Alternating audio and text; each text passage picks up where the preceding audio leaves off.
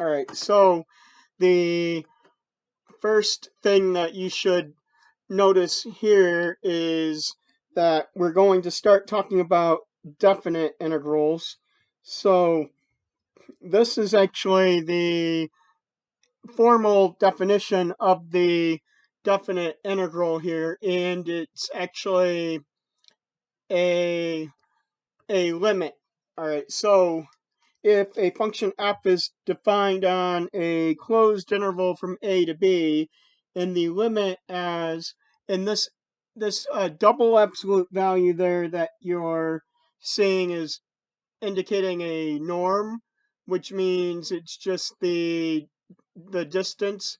And so since this delta actually is the, like, representing a width, like it was in the last section where we were talking about all the rectangles, like that delta was the width of each rectangle, then you're talking about a distance, like how far it is from one side of the like one side of the rectangle to the other. So then this is why we're talking about the sum. So the n is still the number of rectangles, and then the f of ci. All right, so if we think about this just like before, the f of ci is the height of each rectangle,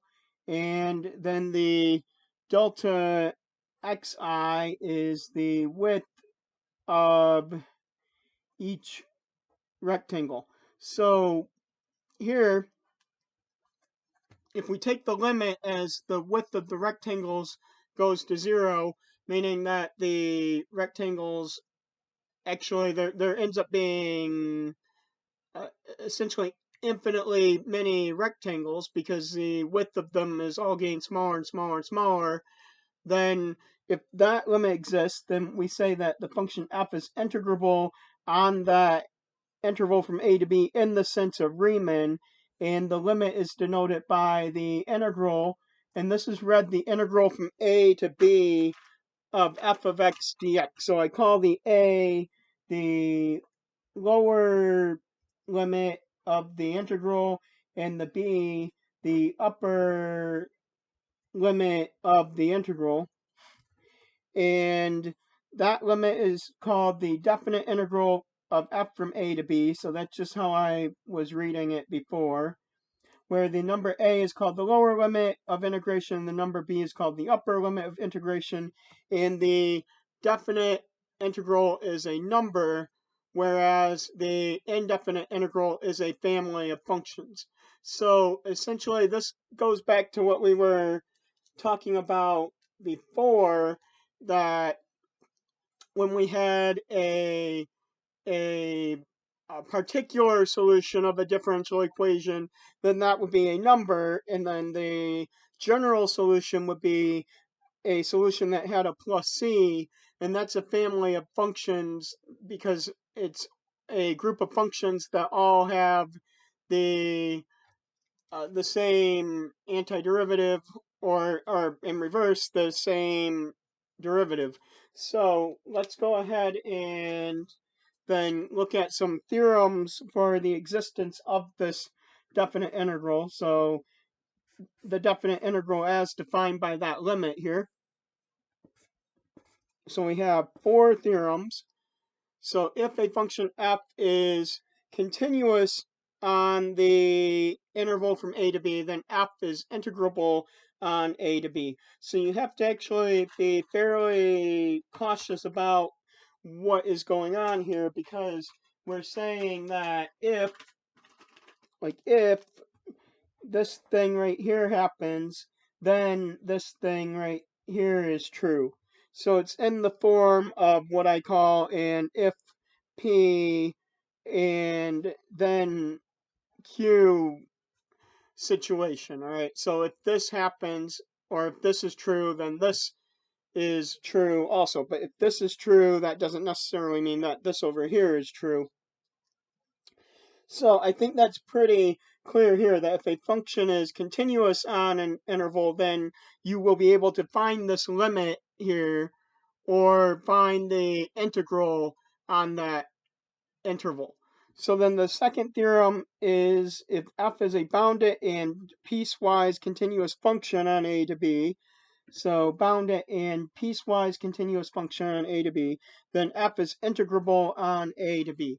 So what does that mean then? Well, first of all, you sort of have to know what does bounded mean. So bounded means this. So if I have a function that is bounded versus a function that is not bounded, then let's say that I have something that looks like this. So here is the interval from A to say B. All right, so then I can see that this actually is, right, this is bounded on A to B. All right, so actually, I should actually draw that a little bit higher up so that you can see this, but yeah, but you can see that this is clearly bounded from A to B, and that you would be able to find that shaded area right here. So this is a function where it, or a situation where it is bounded on the interval from A to B. But what do I mean by not bounded? Well, if I draw the same graph and then I make my A over here and my B over here, then I hope that you can see that this would be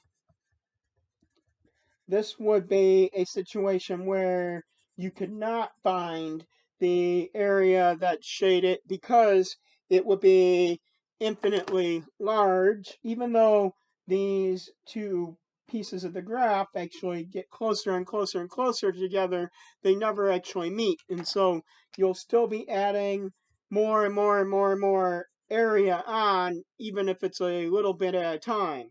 And so in this situation, I would say this is not bounded on the closed interval from A to B, and so the area is equal to infinity. All right, so now let me look at another example here. So I'm actually going to just write this on the next page here. So it says that if f is a bounded and piecewise continuous function, so f is bounded, then you know for sure, well, yeah, there's a situation where I could be able to find the area under the curve, which means that f is integrable.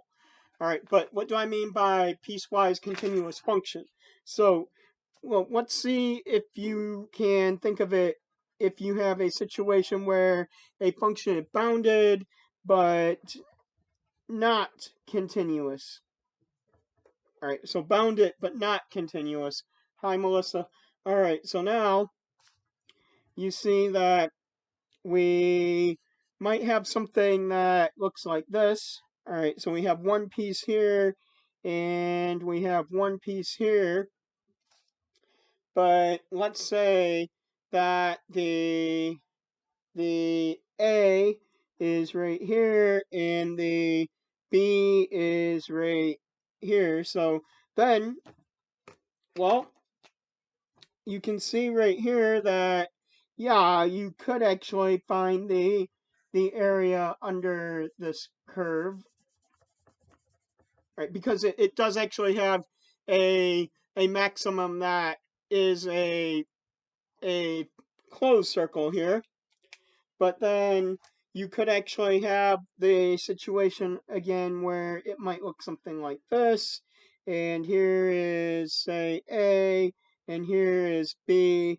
All right, so similar, actually, the same graph I just drew over a little bit here. So then you could see that there's also no issue here as well. So here is another situation where there is not an issue. All right. So now let's talk about then what does it mean to be all three, bounded, piecewise, and continuous. So if you have a bounded and a piecewise and a continuous function, then what would this look like here? So then, all right, so here is a situation where I might actually have something that looks like this, and then like this, and then like this, and then like this. All right, and then here maybe is A, and maybe here is B. Well, if I just looked at the area under the curve as it is, then I would actually be able to tell you that there are situations where I could break it up into three parts. All right, this part right here, and then this next part right here. So from here to here, and then we have a third piece that is over here. All right, so then what does this mean? Well, if you look at it, then I say piecewise continuous because each of the three pieces, 1, 2, 3, is continuous, but the function itself is not continuous because of the open circle here, open circle there, open circle there. So it has three discontinuities, but each of these three pieces is individually continuous. So just remember, note that each of the three pieces is continuous, even though the function is not continuous. All right, so that is another thing to keep in mind as well. So then what would I go ahead and do next? All right, so let's look at the next theorem here. So it says if f is defined and integrable on a to b, then f is bounded on a to b. So if f is defined and you can find the integral on the interval, then f is bounded. And then if f is defined and integrable, then f yes, so if f is defined and integrable, then h is also defined on that interval and satisfies that h of x has to equal f of x for all but a finite number of values of x in a to b, then h is also integrable on a to b, and these two integrals are equal. So what would be an example of that? Well, actually, I hope that you can see that we've had several examples of that already. So let me just go ahead and write one of these down. So let's see. So here's an example. All right. So if you had the integral of, say, oh, what would be a I'm trying to think of an example real quickly because I know that if I look up in the section on limits, then I feel like it would be something that would take me a little bit longer than I would like it to.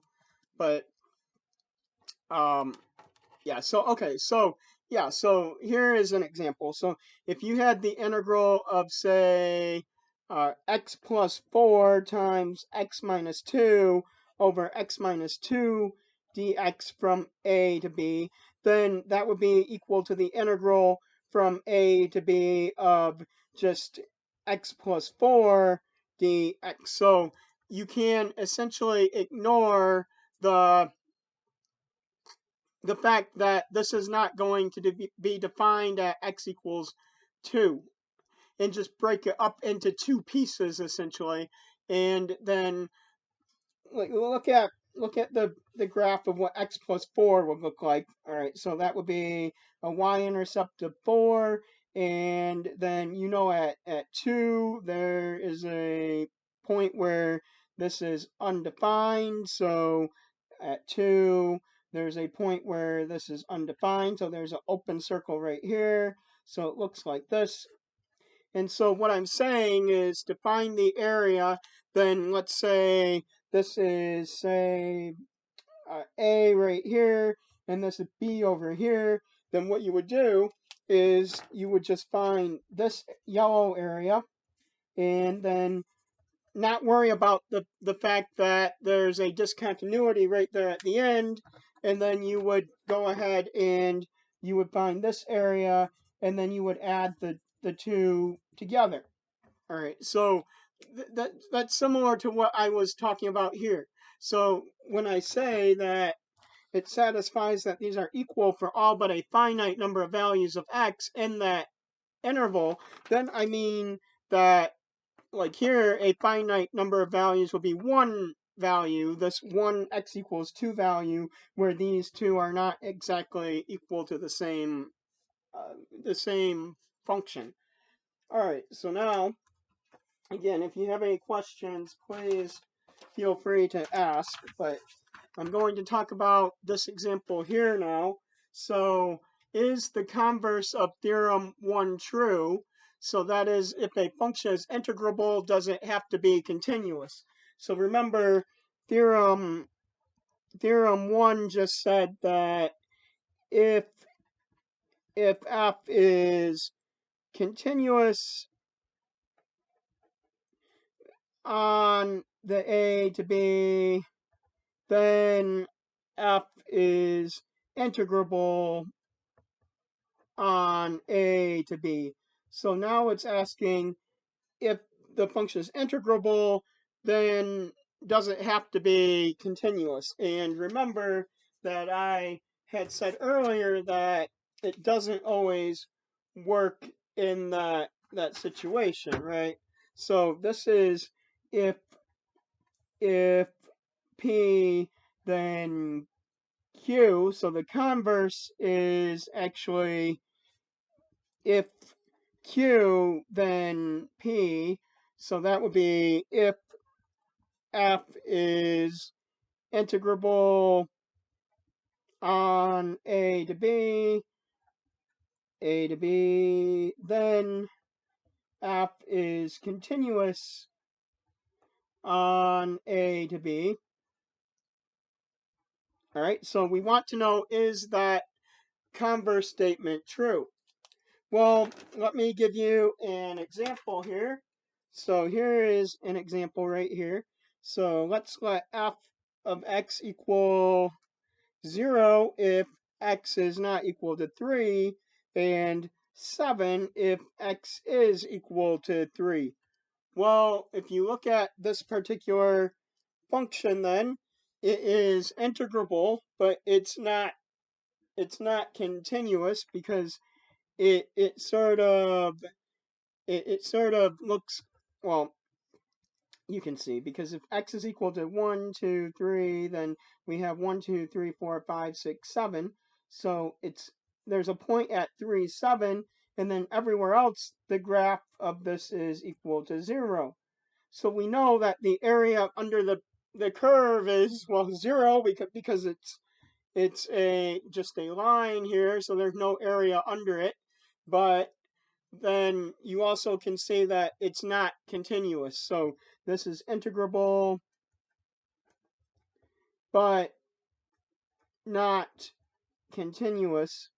So here we have that this statement here, the converse, is definitely false. So if you want another example to show that the converse is false, let me give it to you right now. All right, so here's an example sort of that I showed previously. So this could be the graph of f of x. So let's see if this one looks familiar here. Just a sort of an inverse relationship right here. And then we say that this is not integrable.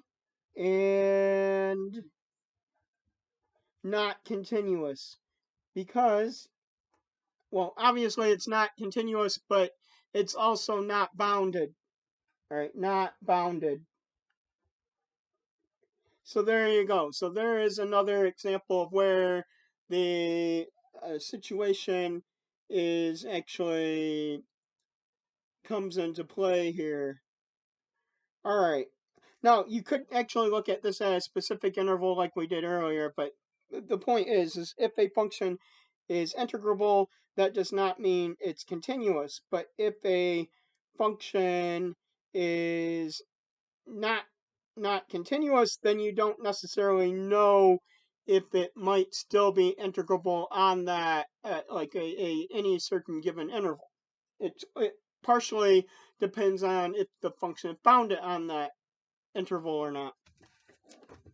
All right, so let's look at the example on the next page. So what does all of this mean here for the relationships between continuity and differentiability and integrability, and which is the strongest condition, which is the weakest, and which of the conditions imply the other condition? So we've talked about continuity and differentiability, and now we've discussed a little bit about integrability.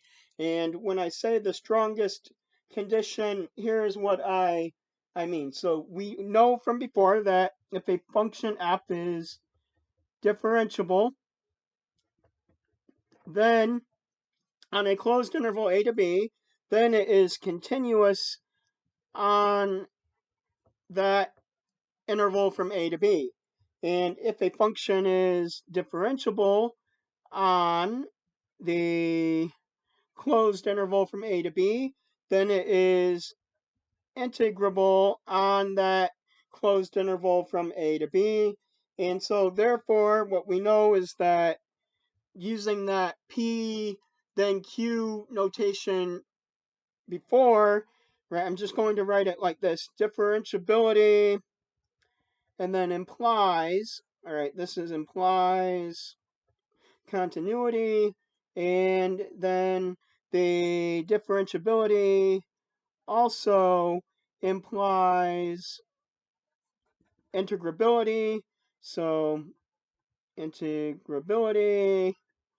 And so in other words, that means that differentiability is stronger. Whoop, geez, that tip of that marker just flew off. That is crazy here. So, in other words, differentiability is stronger than continuity, and that is stronger than integrability. So what I'm saying is if I know a function is differentiable, then I know it's continuous. And then if I know that a function is continuous, then I know it is integrable. All right, so again, in sequence, then it's differentiability. If differentiability, if I had some trouble spelling this here, all right, implies continuity, and then that implies integrability, which means that because of this, you can go straight from differentiability directly to integrability, just like I said here.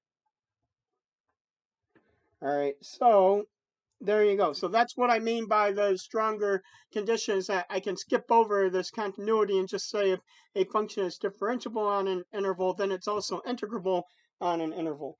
So here are some examples that might help. So let's say you have f of x is equal to y is equal, or y, all right, is equal to the absolute value of x. And so then you look at this and you see that this one is actually not differentiable. All right, and so we know that f prime of x doesn't exist at x equals 0. However, let's look at another one. All right, and let's say we have y is equal to x to the 1/2, or the square root of x. So if I look at this one here, then I also can tell you that it looks like this, but f prime of x doesn't exist at x equals 0, but for different reasons, right? This one is because the left and the right side derivatives at 0 are different, and this one is because it would have a vertical tangent line at x equals 0. So these are examples of functions that are continuous, but not differentiable. And then the thing that you should notice, though, is that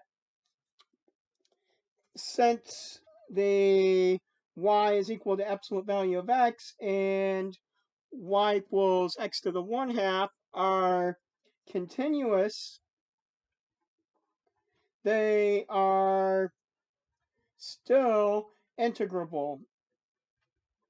So what I'm saying is, if you start at differentiability, then you know it's also continuous and also integrable. But if you start at continuous, you know it's integrable, but you don't know for sure it's differentiable. All right, so, and if you start at integrable, you don't know that it's continuous and you don't know if it's differentiable. So you can only move to the left, like left, and know that you might not be able to go back, but if you go to the right, then you always know that you can go forward to the right. All right, so I probably said that in the reverse order of what I should have, but that's okay. Let me give you another example here, and f of x will be, let's just say, the same example that I gave you before, right? 0 if x is not equal to 3, and 7 if x is equal to 3. Well, we know that this is integrable because I said that the area under the curve would just be 0, but it is not continuous, and also, because of that, it is also not differentiable at x equals 3. All right, so I hope that you enjoyed that, but those are some examples here of what's going on. So I'm going to freeze that for a moment while I go ahead and get the next page.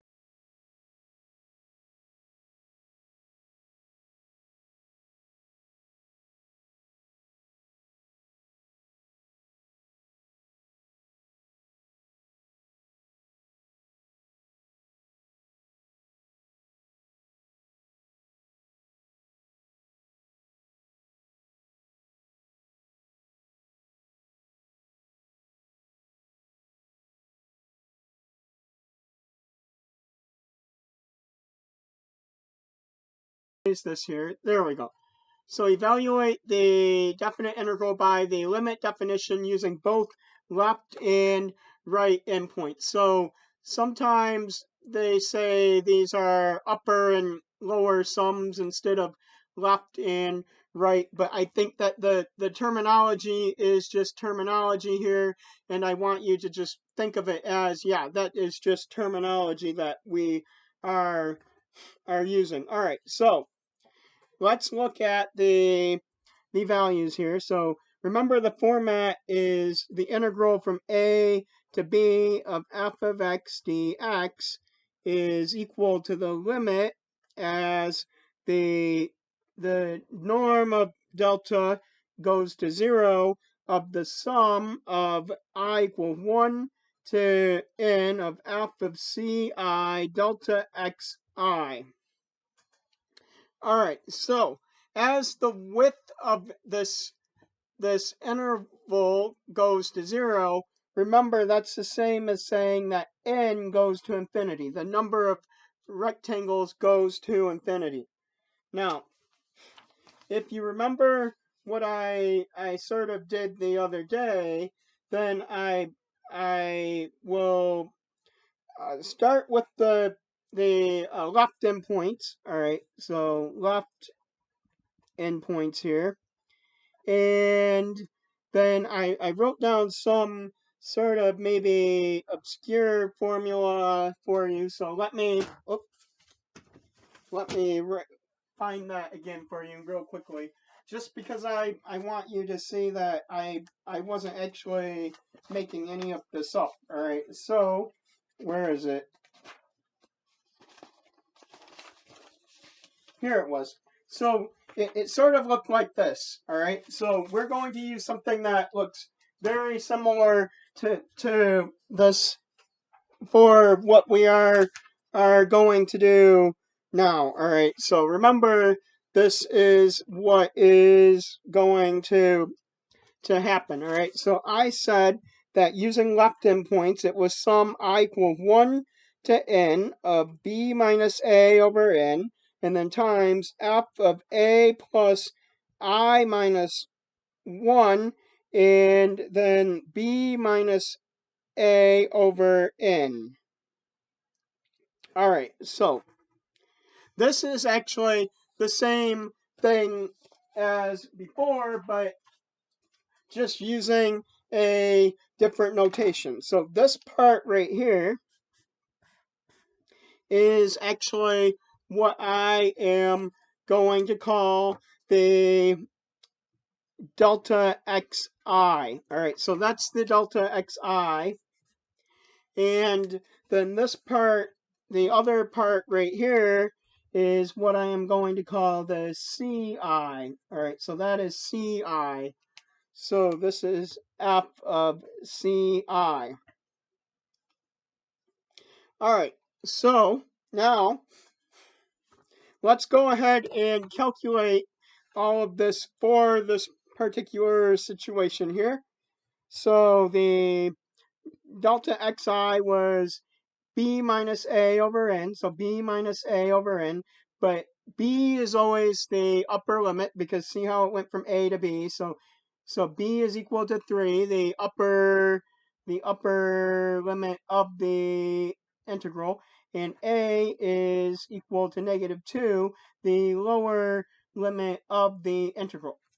So this is going to be equal to the 3 minus -2 over n, and we don't know what n is this time. Before, we knew what n was in the problems we were doing the other day, like 4 rectangles or 6 rectangles or whatever. So that will be n, so that's 5 over n. All right, then ci is the a plus I minus 1 times b minus a over n. So a was -2, and then we don't know what I is because it goes from 1 to n. And then b minus a over n, we just calculated it here. It was 5 over n. So times 5 over n. So just try to remember that here. And then what I will do next is I will go ahead and just, well, I'll go ahead and distribute the 5 over n, so -2 plus 5I over n minus 5 over n. All right, now, I also need to figure out what f of ci is. So the other thing to be very careful of is that this x right here represents f of x. So that right there is our f of x. All right, so this is f of x. So f of x is equal to x. So then if this is ci, then f of ci will be, well, we're just substituting ci into f of x. But since f of x is just x, then it's just ci in this case. So ci, So negative 2 plus 5I over n minus 5 over n. All right, so now let's go ahead and substitute all of this into the limit here. So the limit as n goes to infinity, and remember I said that these two really mean the same thing here. So that will be the sum I equals 1 to n of f of ci times delta xi. So then we have limit as n goes to infinity of the sum I equals 1 to n, and f of ci was the negative 2 plus 5I over n minus 5 over n, and then the delta xi was the 5 over n, and so that was right here. So now I am going to just distribute here and then find the limit as n goes to infinity. All right, so if I distribute this 5 over n, 5 over n, 5 over n, I have limit as n goes to infinity of, let's see, sum I equals 1 to n of negative 2 times 5 over n is negative 10 over n, and then 5I over n times 5 over n is 25I over n to the second, and then minus 5 over n times 5 over n is 25 over n to the second. All right, again, if you have any questions about this, just let me know. But I feel like at this point, I will be honest with you that this is going to get just, well, not too bad. It's just that I can see how some people would get annoyed that this could be somewhat tedious. All right, so just keep that in mind that this is, in all honesty, sometimes a little bit tedious here. So then I will break this up into three sums. So limit as n goes to infinity of sum I equals 1 to n of negative 10 over n, then plus sum I equals 1 to n of 25I over n squared, and then plus sum I equals 1 to n of negative 25 over n squared. All right, so now what I am going to do is use the sum rules from the other day. So anything that's not actually an I'm going to pull outside of the sum. All right. So remember, anything that's not an I is considered a constant, and I can pull it out in front of the sum. So this is all going to be out in front. This is all going to be out in front, and this is going to all be out in front. So once I do that, I have, all right, so let me go ahead and write down what I have once I pull out all the factors that are considered constant because they're not i's. So it's limit as n goes to infinity of negative 10 over n, sum I equals 1 to n of 1, and then plus 25 over n squared, sum I equals 1 to n of I, and then plus, and I can actually make that just negative, all right, negative, I'll make that negative, 25 over n squared, and then the sum I equals 1 to n of 1 again. All right, so again, if you have any questions about that, let me know, but I am going to go ahead and simplify these using the rules for the sigma's notation for the sums. So if you remember the rule that said sum k equals 1 to the n of c was equal to cn, then this is actually the same thing but with i's now. So I can similarly say the sum I equals 1 to n of c is cn. All right, so then I also know that I had one for I equals 1 to n of just I, and that will end up being n times n plus 1 over 2. So I'm going to apply this rule here to this sum right here and this sum right here. and then apply this rule right here to the sum that is right here. All right, so I'm just applying the rules for the sums from the other day. So this will be the limit as n goes to infinity, and I have negative 10 over n, and then I have Cn, but C was equal to 1, so I have 1 times n, and then plus 25 over n squared, and then this was equal to this right here, so n times n plus 1 over 2, and then minus 25 over n squared, and this was Cn again, so C is 1, so times 1 times n. So again, if you have any questions, let me know, but I'm just substituting what these sums are equal to in here. All right, so now I just need to go ahead and find the limit as n goes to infinity.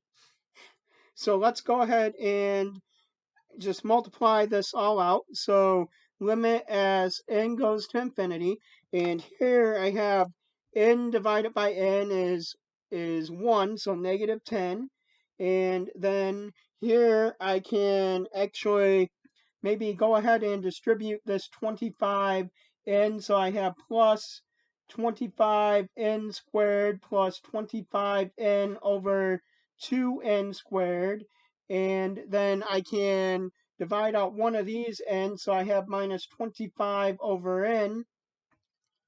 And again, if you already know what the limit is, that's fine, but I'm just trying to show you every step here as best as I can. And so then I'll split this fraction in the middle, this expression here, into 2. So plus 25 over n squared over 2n squared plus 25n over 2n squared minus 25 over n, and then I will simplify a little bit more. So, and I can put the parentheses around everything so I know I'm taking the limit of the whole thing if that makes you feel any better, which it may or may not. All right, so we have the limit as n goes to infinity of negative 10, and then n squared over n squared is 1, so plus 25 over 2, and then plus, if I divide out an n here, I have 25 over 2n, and then I have minus 25 over n. I don't even need to go ahead and combine any like terms here because I can find the limit now. So the limit as n goes to negative infinity of negative 10 is negative 10. Of 25 over 2 is 25 over 2. And then remember, the limit as n goes to infinity of 1 over n was equal to 0. So this one actually ends up being 0, and that one ends up being 0. So we're left with negative 10 plus 25 over 2. That ends up being 5 over 2. So therefore, what I know is, therefore, using the use of use of the left endpoints, all right, that will give us that the integral from negative 2 to 3 of x dx is equal to 5 over 2. So try to just remember that here today.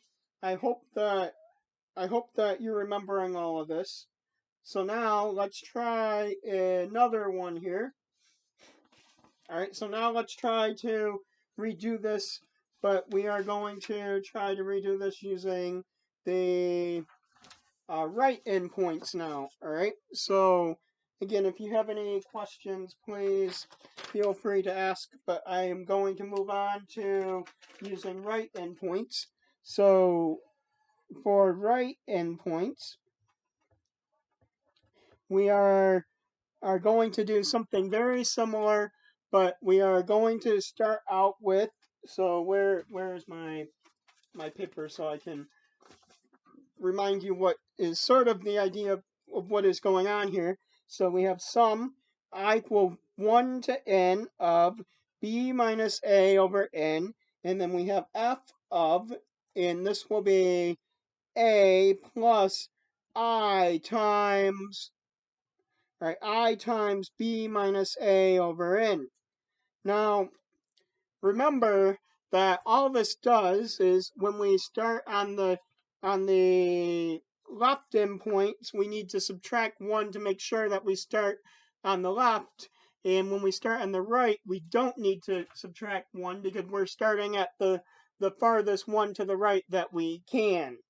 All right, so this is actually the same thing as before, but now we just need to go ahead and calculate this. So here we go. So the same deal. So where was it? So we had the integral from -2 to 3 of x dx. So well, a was -2 and b was 3. So what do we have? We have sum I equal 1 to n of 3 minus -2 over the n times f of a, which is -2, plus I times 3 minus -2 over n. So same thing. So now let's actually just go ahead and simplify this. So that's equal to the sum I equal 1 to n of 5 over n times f of -2 plus 5I over n. And then let's go ahead and just keep on going here. So here is another case of what is going on here. So here we go. So we have, again, because f of x was just x, then f of -2 plus 5I over n will just be -2 plus 5I over n. So then this integral just, well, integral just becomes this sum here. So sum I equal 1 to n of 5 over n times the f of -2 plus 5I over n, which is actually -2 plus 5I over n. And then I'll move this up, so if you need me to come back to it, just let me know. But then what we are going to do is just go ahead and distribute the 5 over n here. So this will be sum I equal 1 to n of -10 over n, and then plus the what will this be? Oh, yes, uh, 5. So 25 I over n squared. All right. So now that we knew that this would be the partial sum, now we need to go ahead and find the limit of this as n goes to infinity. So the integral from what were the values? I keep on forgetting. -2 to 3 of x dx will be the limit as n goes to infinity of the sum I equal 1 to infinity now. Instead of from 1 to n, we're taking the limit as n goes to infinity of this, all right, of the sum from I equals 1 to infinity of -10 over n plus 25I over n squared. All right, so now here I can put the parentheses there too if it makes you feel better. So just like before, I'll go ahead and distribute the sum. So this is limit as n goes to infinity of the sum I equals 1 to infinity of -10 over n plus the sum I equals 1 to infinity of 25I over n squared. And then I can bring anything that's not an I in front of the sum. So this and this can come out in front, but the I has to stay right inside of the sum here. So that can come in front and this can come in front. So I have limit as n goes to infinity of -10 over n times the sum I equal 1 to infinity of 1, and then plus 25 over n squared, sum I equal 1 to infinity of just I. And then I apply the same formulas as before. So if I just have the 1, then I need to use the formula that was the Cn. And then if I have the I need to use the formula that was the n times n plus 1 over 2. All right, so I'm just using the same formulas as before. So now, what am I going to do here? So I am going to just just go ahead and evaluate this limit. So limit as n goes to infinity of negative 10 over n times 1n, because c was equal to 1 again, plus 25 over n squared times, n times n plus 1 over 2. So I'll distribute the 25n again. So we have limit as n goes to infinity of negative 10, because n divided by n is 1. And then we have plus 25n squared plus 25 all over 2n squared. And then I can go ahead and break this fraction into 2 again. So limit as n goes to infinity of negative 10 plus 25n squared over n squared plus 25 over 2n squared, and the n squares divide out. And then I can find the limit. So this will end up being, well, what will this end up being? Well, negative 10 plus the, I did not write the 2 here for some reason, plus 25 over 2, and then the, and then the plus 0, right? So we have negative 10 plus 25 over 2 plus 0, so that is still 5 over 2. What a time to be alive, right? So we found this also using the right endpoint. So this is using the right endpoints, and this value should exactly be the same as using the left endpoints. All right, so now let me go ahead and show you the geometric representation here. So if I have the geometric representation of this, then I know that, well, if I graph f of x equals x from the negative 2 to 3, then here is what it looks like. All right, so from negative 2 to 3. So this is the geometric interpretation here. So what I have here then is that the f of x is equal to x. So at negative 2, I will have negative 2. At negative 1, negative 1, 0, 0, 1, 1, 2, 2, and 3, 3. So here is the line, and I want the area bounded by the curve and the x-axis. So over here, it's actually below the x-axis, and over here, it's actually above the x-axis. So try to remember that as well here. Okay, so now if you look at what is going on here, if you want to think of this as an area, all right, so if you want to think of this actually as an area, then just remember that this is actually a triangle, and this is a triangle. So the area of a triangle is 1/2 base times height. So the base and height is 2 and 2 and 3 and 3. So the area of this triangle is 1/2 base times height. So base times height. So that will be 1/2 times 2, which is 4 over 2, or just 2. And then the area of this triangle is going to be 1/2 3 times 3, which is 9 over 2. So then if you look at this, then the total area, all right, the total area would actually be 2 plus 9 over 2, which is actually, what is that going to be? That will be, if I add that together, 13 over 2. So why is that not actually equal to the value of the integral?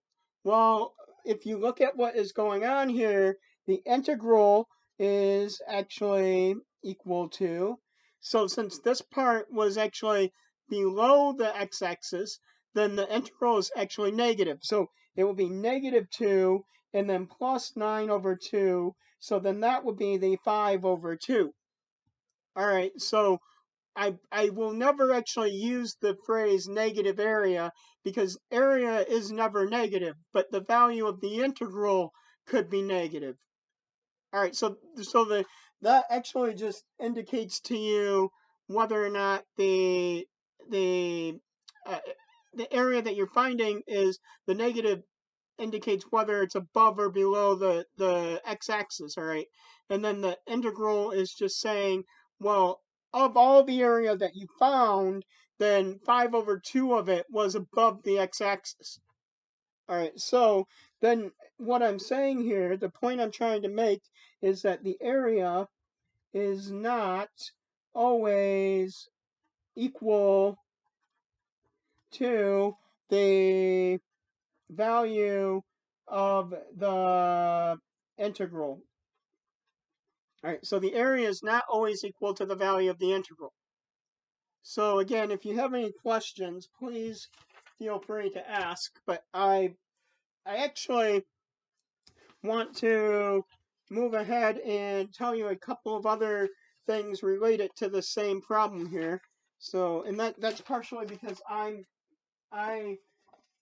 am enjoying this one problem maybe a bit too much here. So if I go a little bit off tangent here, then I apologize, but I think that it's all relevant in that you will actually enjoy sort of seeing how all of this works. All right, so let's go ahead and I will take a look at that same integral again, that integral from the negative 2 to 3 of x dx. All right, so just hold on 1 second.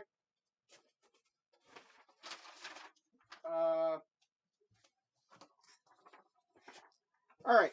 So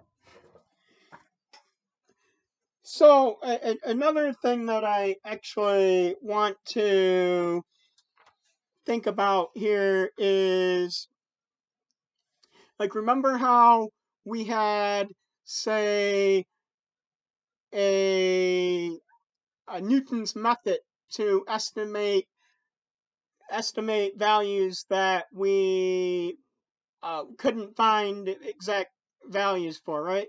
So there are actually estimation techniques for the integrals also. So I want to direct your attention to those for a moment. And so those are actually on page 297. All right, so I'm going a little bit off the the normal spiel here, but I want to actually just tell you about all of these approximations, all right? So, yeah, so there are ways that you could approximate this integral if you couldn't figure out what it is. So here is the first one. So we're going to actually just think about this. So let's say that we wanted to estimate the integral using, all right, so estimate or approximate the integral with let's see, n equals 4 using the trapezoidal rule. All right, so let's say we wanted to estimate the integral with n equal 4 using the trapezoidal rule. Well, this is actually pretty easy to do here. So let's draw this again, all right, just so that you're clear on what I am talking about here. So here is negative 2, and here is 3, 1, 2, 3, and negative 2, and 1, 2, 3, and this is what it looks like. All right, and so we want to estimate what the value is of this integral. And so the first thing that we need to do is actually figure out how wide each rectangle is. So each rectangle is going to be b minus a over n. So that will be the delta x, or the width of the rectangle, or in this case, say the width of the trapezoid, since we're using trapezoid. So the width of the interval. That's why it's usually just interval and not rectangle. But you could think of this as just doing this the same way. So 3 minus the negative 2 over, and n was 4, so over 4. All right, so a is negative 2, b is still 3, and n is 4, so that will be 5 over 4, or 1.25. So then we know that on the number line, then we have a value at negative 2, and then if we add 1.25 to that, then what do we get here? And actually, I'm going to get my calculator out to make this all a little bit easier on us in a moment here. So if I do this, I have negative 0.75, and then I'll add the 1.25 again, and I have 0.5, and then I add the 1.25 again, and I have 1.75, and then I add the 1.25 again, and I have 3. All right, so I have 1, 2, 3, 4 intervals right here. So n is equal to 4. So now what I know then is that I'm going to call this x0. So x0 is negative 2, x1 is negative 0.75, x2 is equal to 0.5, x3 is equal to 1.75, and x4 is equal to 3. Now I need to find f of all of these values. So f of x is still equal to x here. So we need f of negative 2, so that will be negative 2. F of negative 0.75, that's negative 0.75. F of 0.5, that's 0.5. F of 1.75, that's 1.75. And F of 3 will be 3. All right, so now all I know then is using the trapezoidal rule. The formula is the sum from, so actually, I'm going to just write this as the integral. So the integral from a to b of f of x dx is approximately b minus a over 2n times f of x0 plus 2f of x1 plus 2f of x2 plus 2f of x3 plus f of x4. All right, so if you go back to what was on page 297, the only thing that you need to remember is that the pattern for the coefficients inside of this set of brackets here is the first one is a 1, then 1, 2, 2, 2, 2, 2, 2, 2, 2, and then the last one is a 1 again. All right.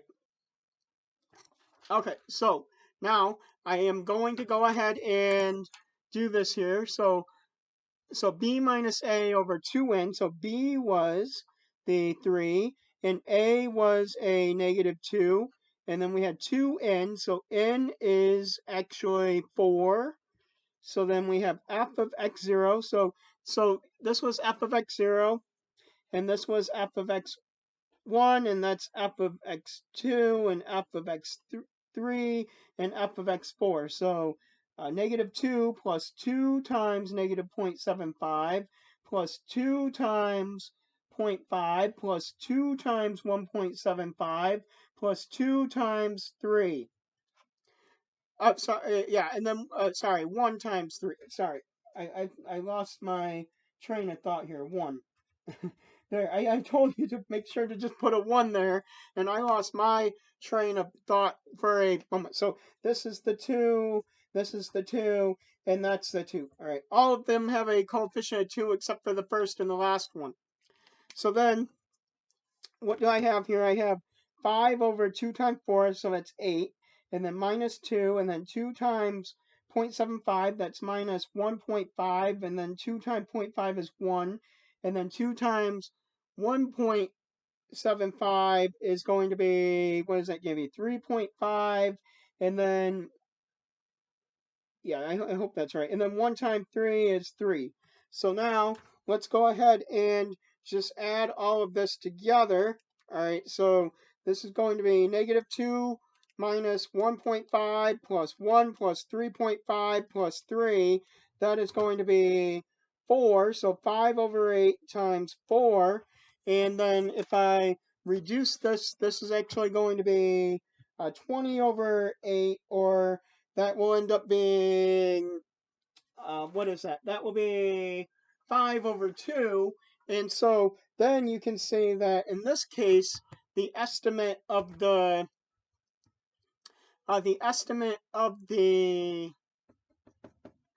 value using the trapezoidal rule was equal to the exact value that we found using the other methods of the left sum and the right sums, all right? And it was equal to the exact integral that we found here, right?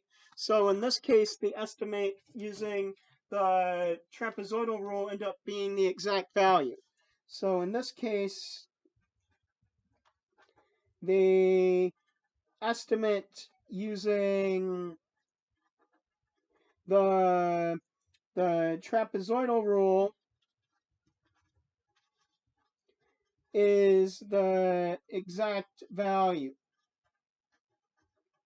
All right, so I hope that you can see that this is actually better than using just rectangles like we were the other day, because if you remember using the rectangles, remember how if we were using the left sums, we had to ignore this number over here on the right. And if we were using right sums, we had to ignore this number over here on the left.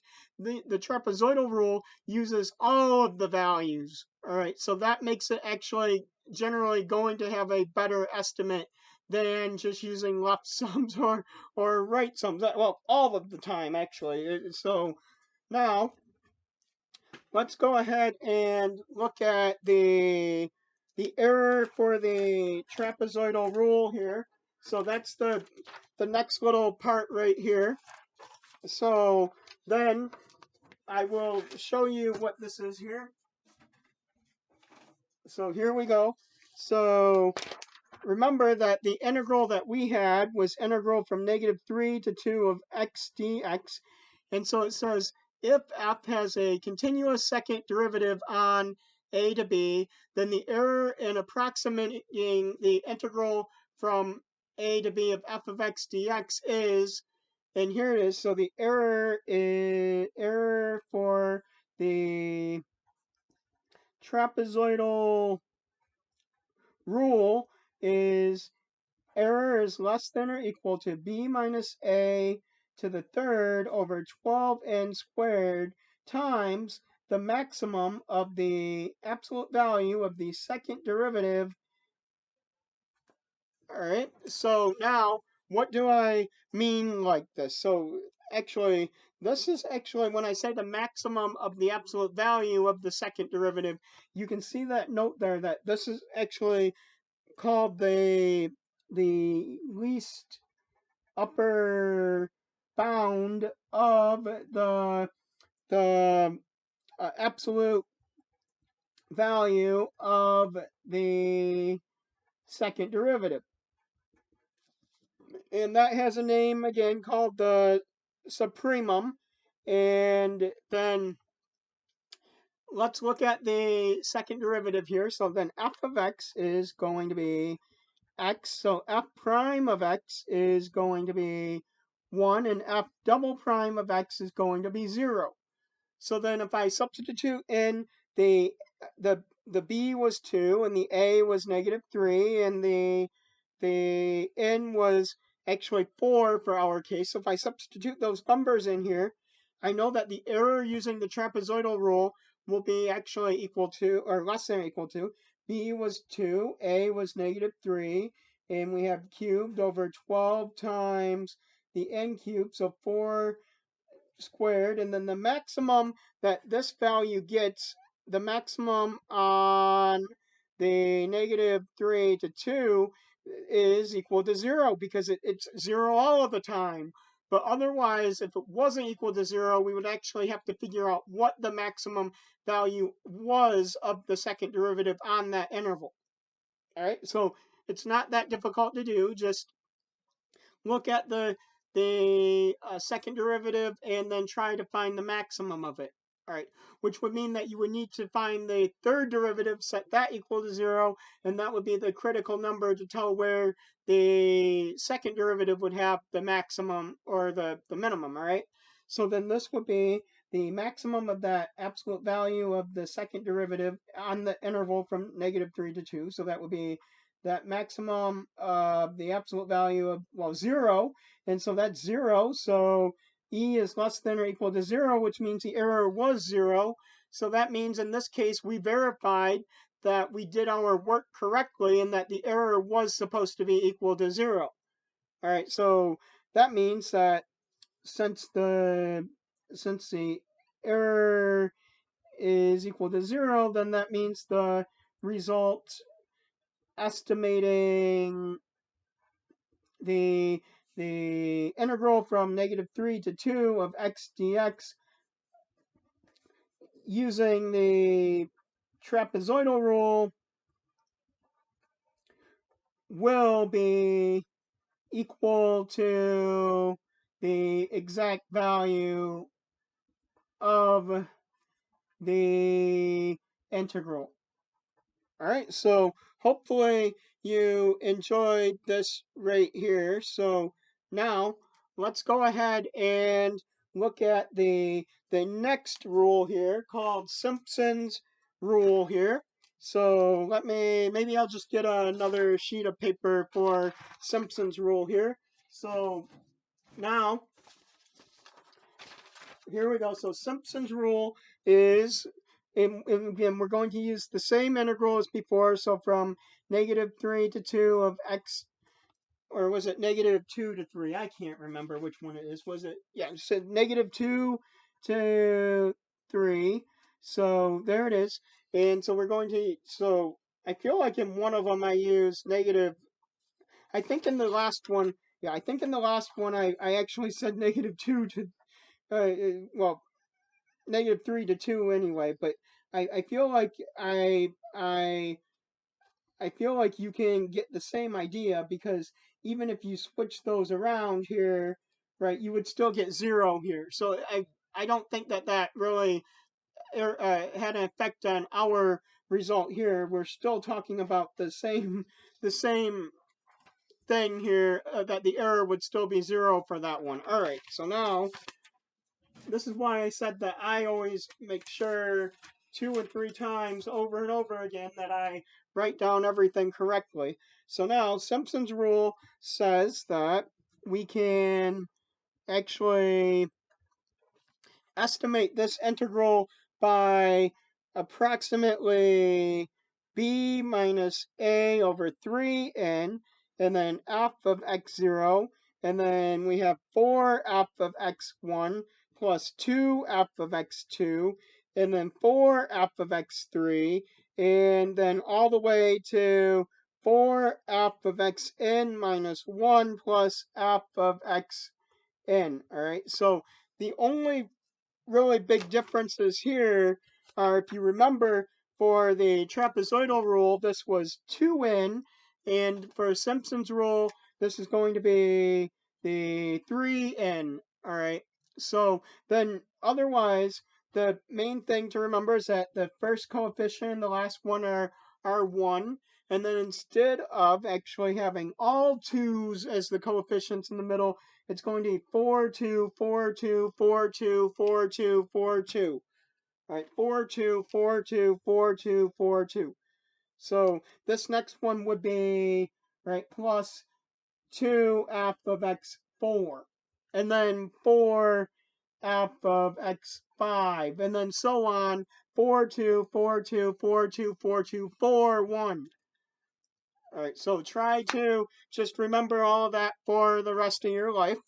And now, what are we going to do next here? So let's just go ahead and write down the values again. So let me remind you of what our values were on the number line. They were -2, -0.75, 0.5, 1.75, and 3. So that was x0, x1, x2, x3, x4. So f of -2 was -2, f of -0.75, -0.75, f of 0.5, still 0.5, f of 1.75, still 1.75, and then f of 3 is still 3, all right? So we still have that f of x is equal to x. So now let's go ahead and we'll estimate this integral using Simpsons rule. All right, so here we go. So this will end up being, and again, I really hope that you're enjoying all the different ways to either find this integral or estimate it. All right, so there's lots of ways again to do this. So b would be the, what is b going to be? There is the b. Oh, yeah. So there's a is -2 and b is 3. So 3 minus -2 over 3 times n, which is 4. And then we have f of -2 plus 4, f of -0.75 plus 2, f of 1, or is it 0.5? Yeah, 0.5, and then 4, f of 1.75, and then f of 3. All right, so I had the pattern again of 4, 2, 4 for the coefficients in the middle here. So now let's go ahead and compute this.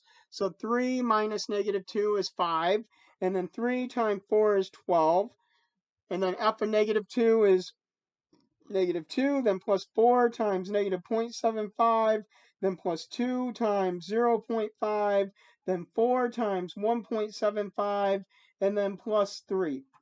So then if I go ahead and I simplify everything that's inside of the brackets here, -2 plus 4 times -0.75 plus 2 times 0.5 plus 4 times 1.75 plus 3, that will be 6. So 5 over 12 times 6. And then I have, well, if I reduce this, that's 30 over 12, or again, that will end up being 5 over 2. So there we go. In this particular case, the Simpsons rule, the estimate of the integral using Simpsons rule was the exact value. All right. So in this case, the estimate of the integral from -2 to 3 of x dx found using the Simpsons rule. All right, Simpsons rule is equal to the exact value.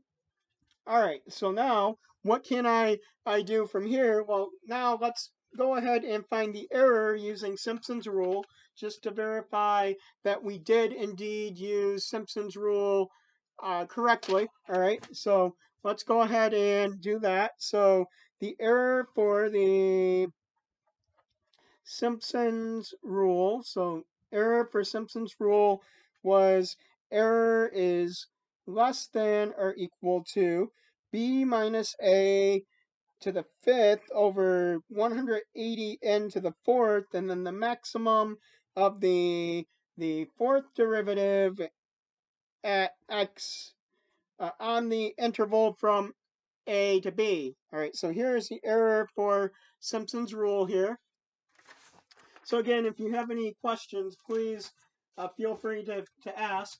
But I'm really enjoying this. So again, f of x was x, and then the a was -2, and the b was 3, and the n was 4. So f prime of x is 1, f double prime of x is 0, f triple prime of x is 0. The fourth derivative is still 0. So the maximum of this on the fourth derivative on the interval from -2 to 3 is equal to 0, because the fourth derivative is always equal to 0. So the maximum value that 0 could be is 0.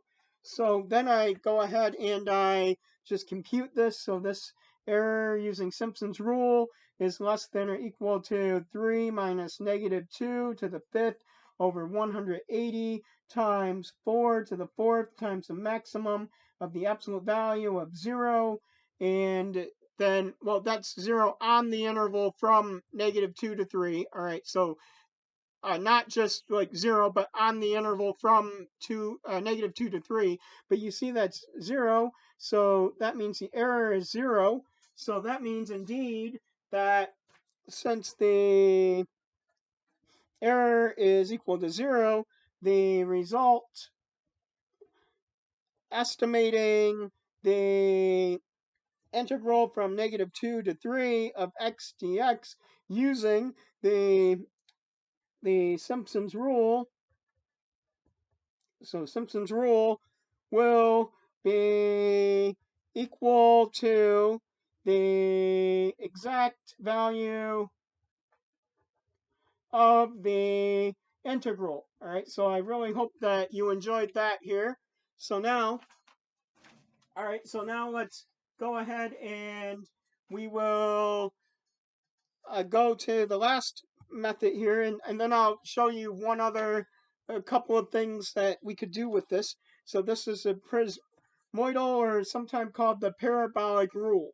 It says it approximates second degree polynomials using this formula, but the p of x is a polynomial that shouldn't exceed the degree of 2. All right, so let's just try to make sure that this is exactly uh, what we want here. So where is, actually, let me double check one thing here, because I want to make sure that I'm not upsetting anyone here. So I'm going to double check my numbers here. So all right, so times this number, well, this is actually, in my opinion, very, very strange here, because I don't think that this is one of those cases where, oh, sorry. Yeah. this is this is one of those cases where I feel like I I um I know that this should be something, and then it's not actually the way that I feel like it should be. Do you know that feeling that you get sometimes where it is a feeling where uh it should be what you think it is, and it's not. All right, so I'm just double checking my numbers, because something did not seem right to me, not about the one that we just did, but of the one coming up. Uh, what is going on here? All right, here we go. So now the parabolic rule. Okay, so this is integral from a to b of p of x dx. So that will be b minus a over 6, and then p of a plus 4p of b plus a over 2, and then plus p of b. So now let's go ahead and calculate all of this. So if we want to estimate the integral from -2 to 3 of x dx, the f of x is going to be the x. So then this is actually in quadratic form if you write it as 0x squared plus x plus 0. So a is 0, b is 1, and c is 0. All right, so it is in quadratic form. So it does not exceed a degree 2 polynomial. So if it were third degree, we couldn't use this rule. But second degree or first degree or a constant, you can use the rule.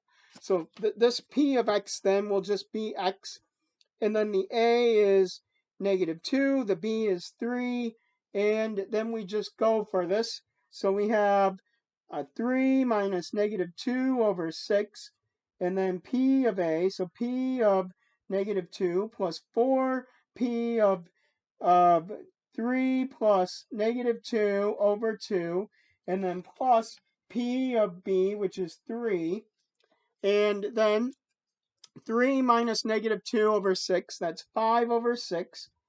And p of negative 2, that is negative 2 plus 4. So 4 is part of the formula here.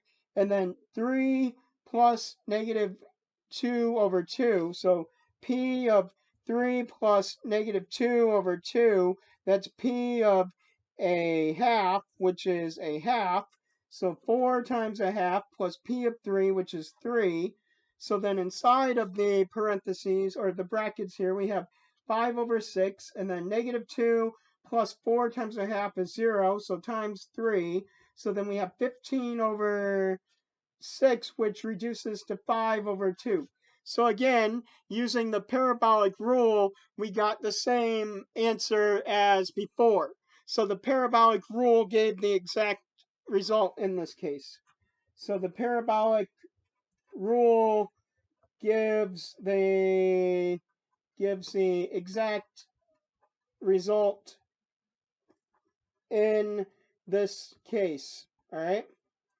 So then I want to finish with two more quick little, actually, maybe we'll see here. So I feel like one more thing that I want to at least say is, how would you actually go about figuring out this integral, like without using the left or the right sums, or without actually drawing the graph, or without actually trying to resort to one of these estimation techniques. All right, so this is the integral from negative 2 to 3 of x dx. So we're going to use the fundamental theorem of calculus here. So there are actually two fundamental theorems of calculus. So let me figure this out. Where's that page for you? So that would be on page 287. All right, so page 287 is where the fundamental theorem of calculus is, and it says if f is continuous on the closed interval from a to b, and g is an antiderivative of f on that interval from a to b, then the integral from a to b of f of x dx is g of b minus g of a. So now, in order to do that then, so let me just go ahead and write that down. Integral from a to b of f of x dx is equal to g of b minus g of a. So this g of x is the antiderivative of f of x. All right, so now let's go ahead and figure this out here. So let's just look at the indefinite integral for a moment. So the indefinite integral of x dx without the a and the b on it would be, well, that would be x to the 1 plus 1 over 1 plus 1 plus c, or 1/2 x squared plus c. All right, so this is what I am actually going to call g of x. So now, if I find g of say 3, all right, so g of b equals g of 3. So I'm going to evaluate this now. So that's 1/2 times 3 squared plus c. So that's 9 over 2 plus c. And then if I have g of a, that will be g of negative 2, so that's 1/2 times negative 2 squared plus c. So that will be 4 over 2 plus c, or 4 over 2 is 2, so 2 plus c. So now what I have here is that the, all right, g of b minus g of a, so that was actually equal to what the value of this integral will be. All right, so that will be g of 3 minus g of negative 2. So that will be 9/2 plus c minus 2 plus c. And if I go at, well, I didn't actually mean to draw that there, but I do need to distribute the negative to the second set of brackets here. All right, so distribute this, So it's 9 over 2 plus c minus 2 minus c, and the c's actually zero out. So do you see here that this is actually why I didn't actually say, oh, by the way, this said an antiderivative, so I could just replace this with an antiderivative, and that could be any antiderivative. So usually, to make this easier, people choose the antiderivative where c is equal to 0, because the c's are going to zero out every time anyway. So then this is going to be 9 halves minus 2, and so that will be 5 over 2. So we get the same value. So in practice, though, this is how you would normally see people write this, all right? They would write it as negative 2 to 3 of x dx, and then this will be, well, the antiderivative is 1/2 x squared. And then remember, I don't need the c because the c's are always going to zero out. And so I'll put this little vertical bar and then negative 2 to 3. So this vertical bar notation just means to evaluate the antiderivative at negative 3. Oh, sorry, 3, not negative 3. I just realized that I wrote the negative for no reason. So evaluate it at 3, and then at negative 2, and then subtract the results. So this will be 1/2 times 3 squared minus 1/2 times negative 2 squared. So then that's 9 over 2 minus 4 over 2, so that will be 5 over 2. So generally, when people are doing a problem like this, this is all the work that they would actually show. I was just showing you over here the mechanics of how the fundamental theorem of calculus actually work. So all of this is actually avoiding the use of all of those Riemann sums that we started the class with, the lesson with today. All right, so now the other thing that I want to do, the one last thing that I want to do is the little section on the bottom of page 278. All right, so I think I haven't told you everything about this integral here because I could use the midpoint formula, right? And that's another way to evaluate the integral using an approximation. I could use computer simulation.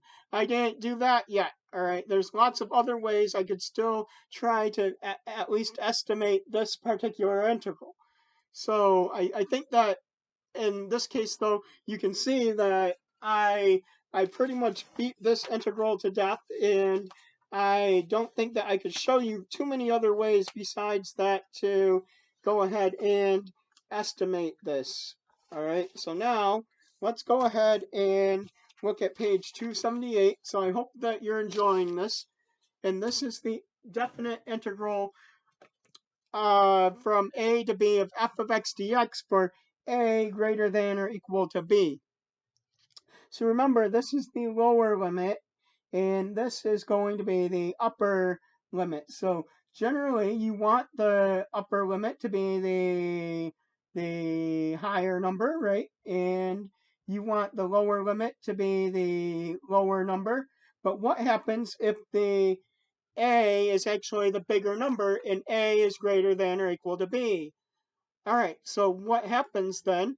Well, if that is the case, then look what happens.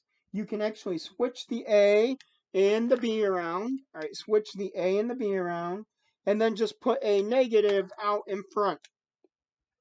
So that will switch the order of the a and the b so that the lower number then would be in the lower limit. All right, so just try to remember that for the rest of your life. So now the other thing that you should remember is that if the limits are both a, then the value is actually equal to 0.